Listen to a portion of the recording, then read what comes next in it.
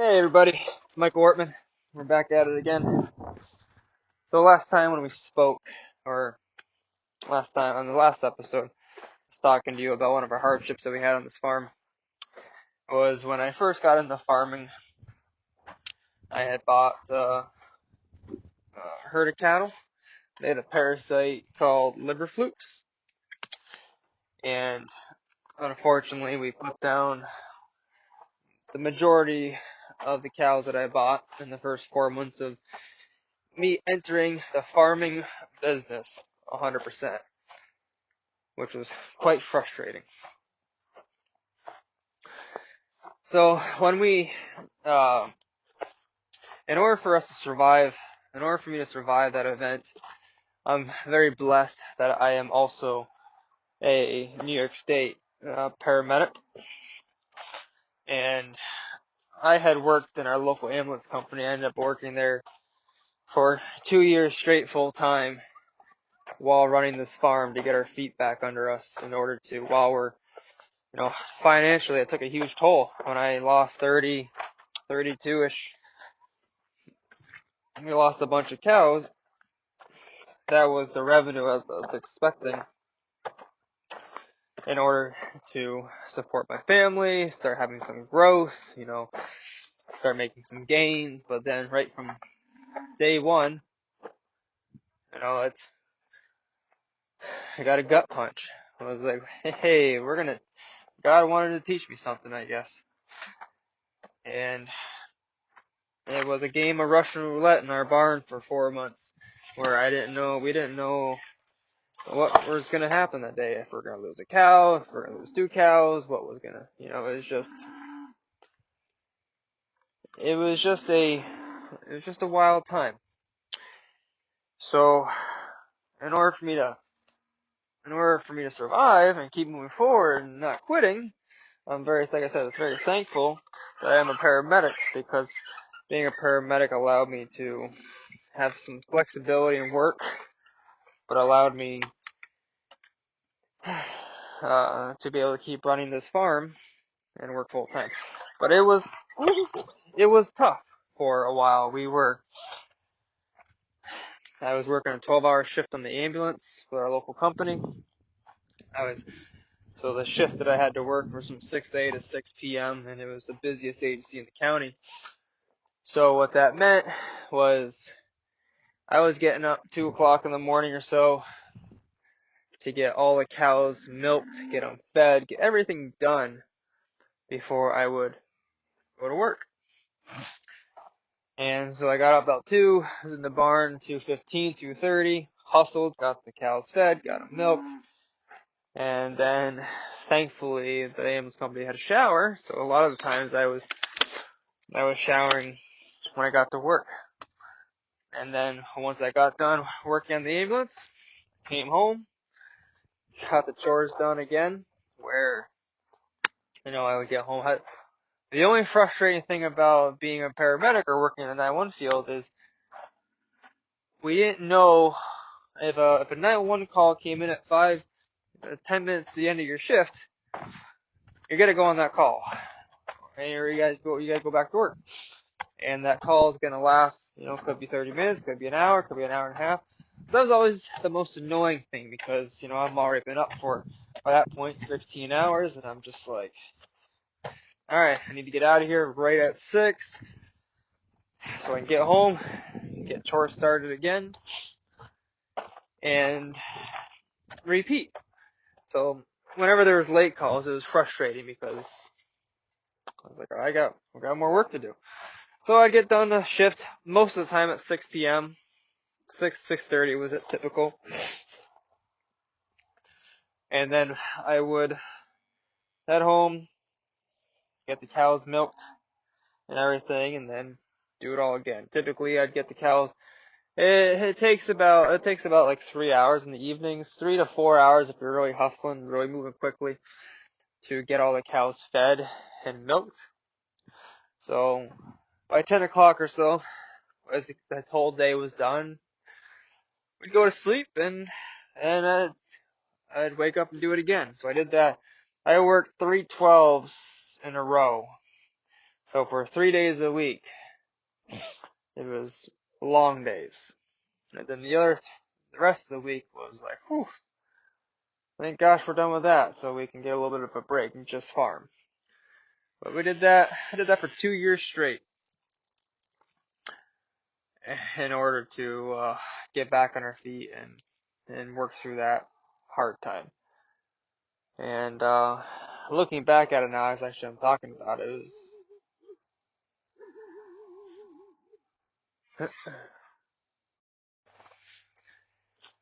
and the agency that we worked at, I think I said it was the highest call volume agency in the county. So at the time, a lot of EMS agencies, they're combination paid and volunteer, but predominantly volunteer, specifically in St. Lawrence County. And a lot of agencies were starting to do more paid staffing just to help with sorry about that, guys. Just had to take a brief intermission.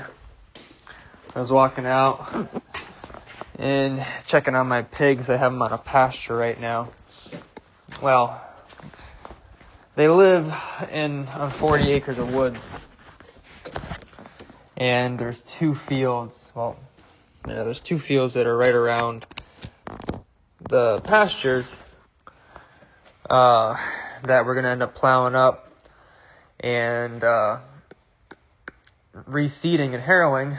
So what we decided to do is this fall, the cows have grazed all the grass off of them, and I put up electric fence wire, and we're going to just rotate the pigs through it over the next month, because what the pigs will do is they'll eat the grass, and then they'll rut, and they'll rip the ground right up, so might as well get more of a value out of more of a feed value for our hogs, and they're happy, they're enjoying themselves, and then we'll just run the harrows over the ground and be good with it. But yeah, so I had to pause our little conversation, because Luna, she's my German Shepherd, and we've got a lot of coyotes on our farm recently. Well, we have a stream that follows that goes through a farm, kind of right through the middle of it, and this year has been atypically super dry. This is the driest year that we've had in a long time, and our creek bed is completely dried up, which typically it always runs with water.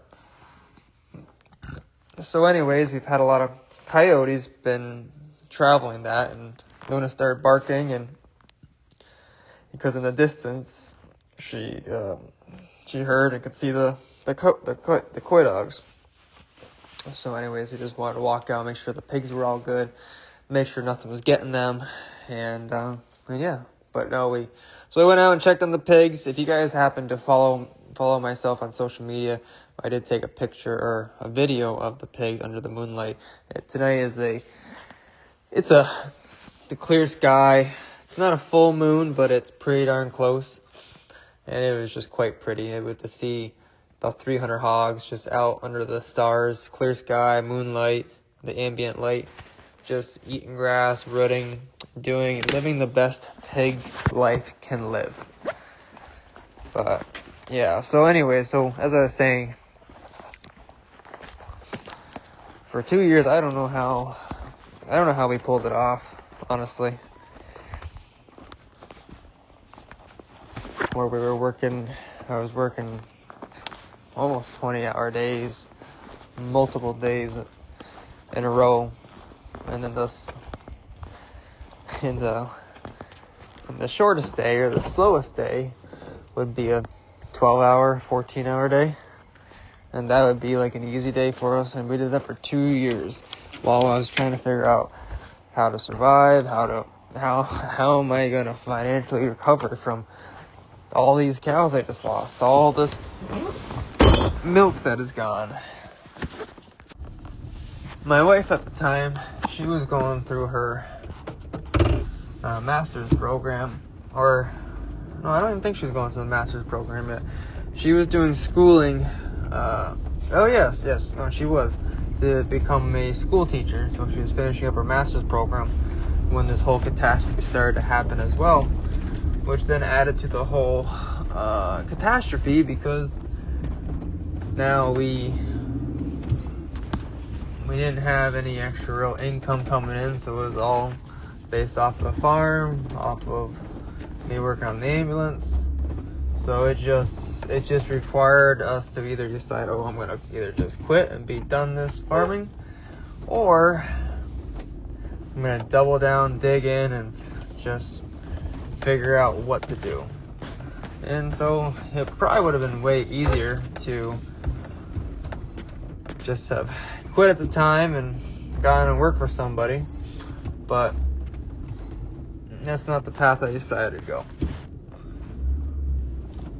I decided to double down and just figure out what to do, how to do this, and take the hard path and then hope that it works out one day. And years later, it is working out, thankfully. You know, it's without that first major obstacle, it would not have forced us to start thinking outside the box, thinking diversification, thinking about how could I farm in agriculture differently, instead of just trying to do what every other farmer does. So at that time, we started to raise some beef, or we've always raised some beef cattle up, but never as like not a lot to try to sell. It was always like onesies and twos maybe, and then we'd sell a little extra, but it wasn't anything crazy. And then at the same time though, I decided to start with hogs, with pigs. We never raised pigs before on our farm, and we had a neighbor that was down the road a couple miles, and they always raised Tamworth hogs every year. So I got 4 from them. We stuck them in our kind of like in the backyard, used some round bales, some pallets, made a little pen, and it was the first time I ever did pigs, and it went well. Like it was a fun experience. You know, pigs have a great personality, curious. They're kind of easy to take care of. As long as you give them food and they have a dry place to lay and water, you know, they basically do very well, and especially outside too in the cold weather and stuff. And so then what we decided to do is start selling, beef and pork. We started selling directly to consumers and doing some sales here and there. And then at the same time, we started to think about growing grain crops like corn and soybeans to combine and stuff. And so the initial hardship of losing all those cows is what started setting my mind up to think, I got to do this differently. So if another hardship comes in the future, it's actually not so much an if, it's more or less a when it comes in the future. How can we weather the next storm to be in a better situation? So that's what we did. Started to just diversify and then figure out how to do it. And then fortunately, so for the dairy side of it, well, the one thing that what also started was the cows that I ended up buying. The lady that I bought them off of, she had made all of her own yogurt, so she had processed her own milk. And at that time was the first she had offered to sell us all of her pasteurization equipment, yogurt equipment, stuff like that to do it. And at that time was the first point where I started thinking, like, is this possible? But I never put too much emphasis into it, never put too much thought, and we just let it go by the wayside. And looking back, that's the only thing I wish I had done, is to have started processing milk years and years and years ago. But it is what it is. So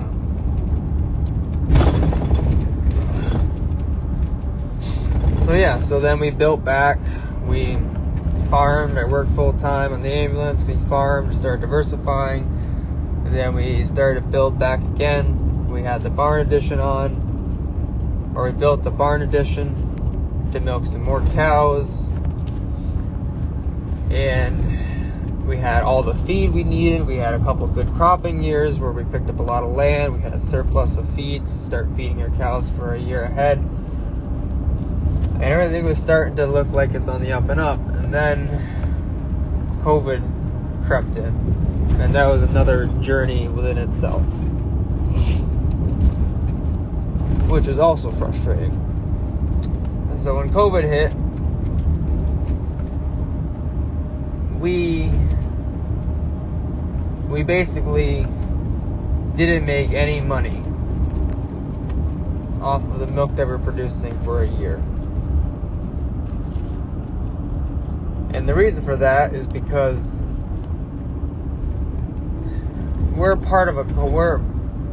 almost all farmers are a part of a co-op. And what that means is it's a collective, so that the co-op does all the marketing, controls, or takes care of the trucking and then paying the farmers and so on and so forth.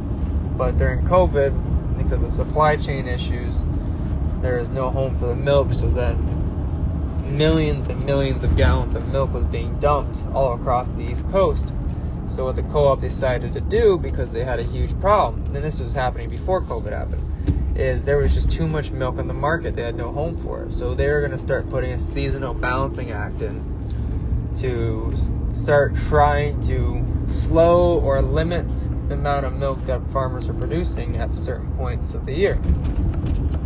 But when COVID crept in, that provided a perfect opportunity for these co-ops to say, hey, we don't need this milk, so we're only going to pay you for 85% of your milk that you produce, and the other 15% we're going to pay you, but it could be $1, $100, it could be $2. It all depends on what demand is needed. So for us, it was more or less a perfect storm, because we built back, we had cows, I had feed, we built a barn to milk more cows, and we were looking to double our milk production. So when we were ready to start going live with the new cows again for the second time, COVID hit, and they only took 85% of our current milk production, not the one that we were ready to start making. So then for an entire year, we were doing the work of sending twice as much milk, but only getting paid for 50% of that. So that was after that happened, that was extraordinarily discouraging, because then the only way that we could get paid for the milk was we had to wait for another farmer to go out of business.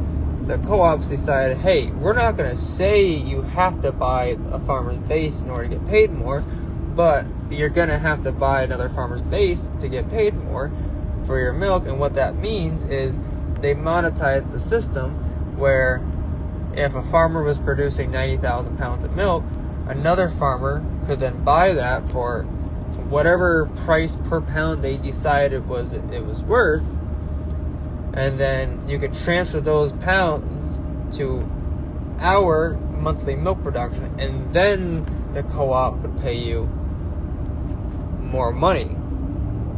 And it was such a sham, because now, fast forward 4 years later, whatever it has been, now the co-op says we don't have enough milk, so they did away with that. So all they did, especially for small farms, is they just wasted capital and equity, and now they say there's no obligation to pay it back, but the farmer has to. But they told us we had to do it in order to get paid. So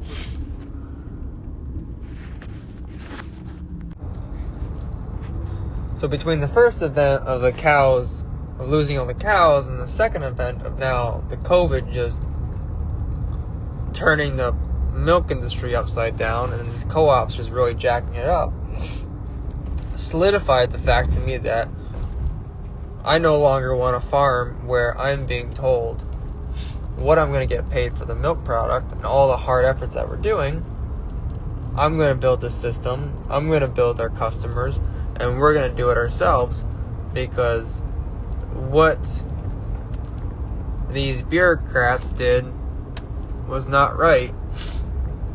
And all they're doing is, not all they're doing, but they have put a tremendous amount of strain on the small farms, and it's become much easier for these larger farms to keep pushing forward, to keep milking more cows, to keep turning cash flow.